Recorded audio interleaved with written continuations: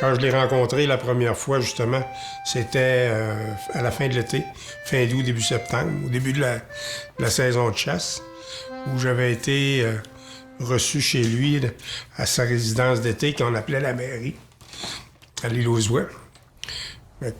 C'est la première fois de ma vie que je le voyais. Il était venu me chercher à l'aéroport avec sa voiture du temps qui intriguait tous les habitants de l'île, qui était un énorme corbillard Cadillac noir.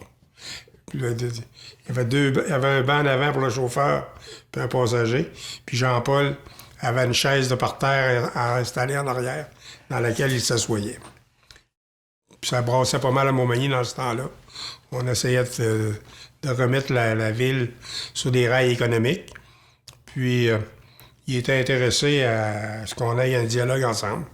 Montmagny, à l'époque, l'hôtel ici, le Manoir des Érables, puis le Festival de Loi-Blanche étaient les deux choses que la majorité des Québécois connaissaient de Montmagny. L'autre fois qu'on s'est vu, c'était au Manoir des Érables où on a pris un repas ensemble, en compagnie de Renaud Cyr. Puis là, les liens ont commencé à se créer tranquillement. Il venait ici parce qu'il aimait ça. Mon père était authentique, fait qu'il venait voir mon père, il passait par la porte de la cuisine.